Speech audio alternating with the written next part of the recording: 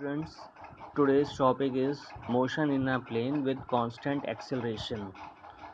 Okay, so there is a assumption body starts moving with at time t is equal to 0. Initial velocity is u and initial distance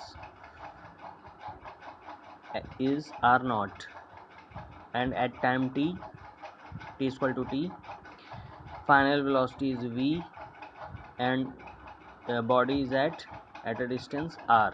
Okay, so acceleration is defined as the rate of change of velocity. So a is equal to v minus u upon t minus 0. I think you people are familiar with it.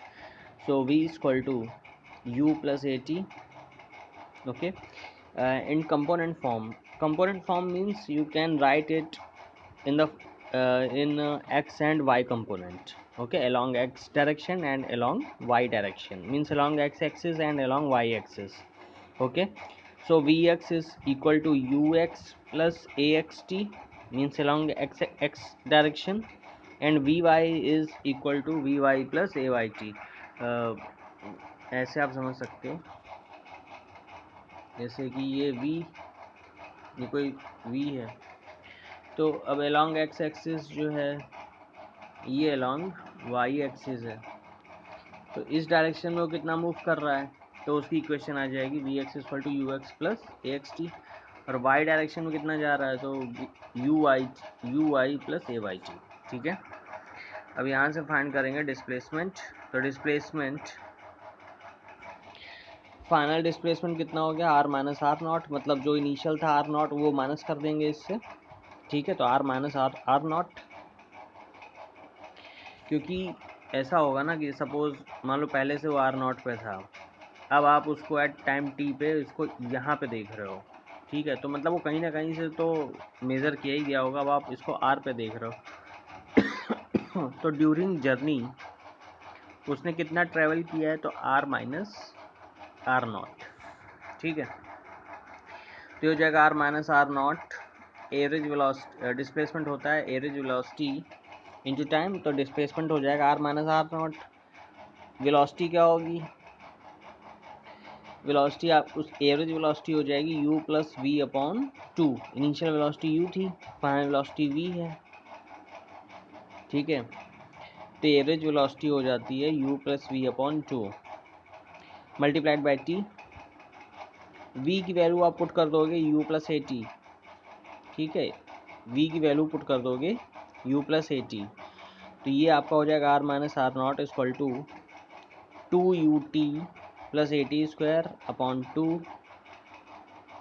ठीक है, ये T से multiply होने के बाद तो r minus r naught equal to आ जाएगा u t plus half a t square. अब r equal to r naught plus u t plus half a t square. अब इसी को आप कंपोनेंट फॉर्म में अगर लिख दोगे तो आर की जगह एक्स कर दो, तो x equal to x naught plus u x t plus half a x t square. Y equal to y naught plus u y t plus half a y t square. Conclusion, motion in a plane is equivalent to a two separate and simultaneous one-dimensional motion with constant acceleration in two perpendicular directions. ठीक है, तो मतलब किसी motion, जैसे motion in a plane, अगर हम motion in a plane की बात करते हैं, प्लेन का मतलब क्या होता है, एक्स एंड वाई कंपोनेंट. ठीक है, ये आपका प्लेन है, जैसे ये एक्स है ये वाई है, तो इन दोनों को आप मिला दीजिए, तो ये क्या है, अगर ये होता है एक्स वाई प्लेन. ठीक है, अगर कोई पार्टिकल ऐसे मूव कर रहा है, इसका मीन्स क्या है, वो कहाँ मोशन कर रहा है, वो प्लेन में मोशन कर रहा है, बात समझिएगा. और केवल अलॉन्ग एक्स एक्सिस मूव कर रहा है तो वो स्ट्रेट लाइन में मोशन कर रहा है, और या अलॉन्ग वाई केवल मूव कर रहा है तो एक स्ट्रेट लाइन में मूव कर रहा है. लेकिन अगर वो एक्स वाई में मूव कर रहा है, इट मीन्स वो एक प्लेन में मूव कर रहा है, एक्स वाई प्लेन. ठीक है,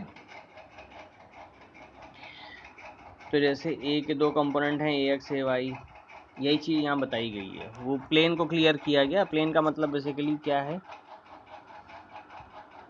प्लेन का मतलब यही होता है कि x Y plane.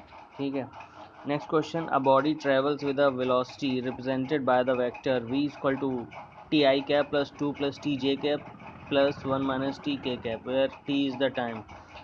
Describe the motion of the body. तो v हमें given है, v vector v is equal to t I cap plus 2 plus t j cap plus 1 minus t k cap. ठीक है, तो क्या करेंगे हम, एक्सेलरेशन फाइंड करेंगे. तो एक्सेलरेशन आपको पता है, a equal to d v upon d t. तो d v upon d t जैसे ये टी आई कैप लिखा हुआ है, मतलब हम क्या करेंगे, इसको टी के रिस्पेक्ट में डिफ्रेंशिएट कर रहे हैं. तो आपको पता ही, जब d v upon d t करोगे तो टी टी कैन टी का क्या हो जाएगा, 1 हो जाएगा, क्योंकि टी है और टी के रिस्पेक्ट में कर रहे हैं तो 1 हो जाएगा. तो आई कैप प्लस 2 प्लस टी जे कैप. अब 2 जो है वो कांस्टेंट है, ठीक है, तो वो 0 हो जाएगा, प्लस टी का 1 हो जाएगा. ठीक है, तो ये इसको ऐसे समझ लो,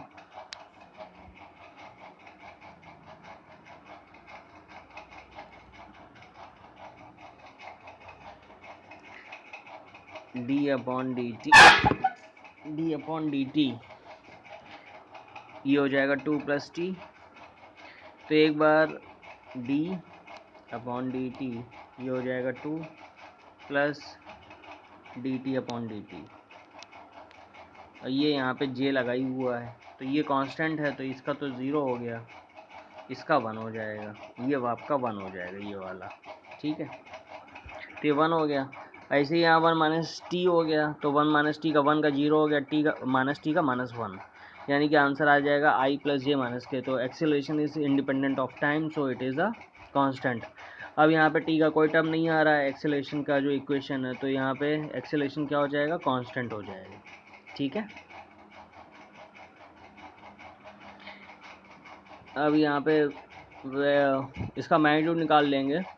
तो मॉड ऑफ ए, तो under root 1 square plus 1 square plus 1 square, सबका देखो जो मल्टीप्लाई में है वो 1 ही है, तो अंडर रूट 3 मीटर पर सेकंड स्क्वायर. और टी इक्वल टू 0 पुट कर दो इन इक्वेशन 1. सो आपको यहाँ क्या मिल जाएगा, अगर टी इक्वल टू 0 हो जाए तो आपको वी की इक्वेशन में यू मिल जाएगा, क्योंकि यू हमेशा क्या होती है, इनिशियल वेलोसिटी होती है. ठीक है, तो यहाँ पे टी इक्वल टू 0 पुट कर दो, तो आपका u जो आएगा वो 2j प्लस के आ जाएगा. तो मॉड ऑफ u निकालेंगे तो under root 2 square plus 1 square, यानी कि रूट 5 मीटर पर सेकेंड. तो motion of the body is non uniform since acceleration is constant, क्योंकि एक्सेलरेशन कांस्टेंट है. और motion of the body is not uniform, क्योंकि वेलोसिटी क्या और कीप चेंजिंग.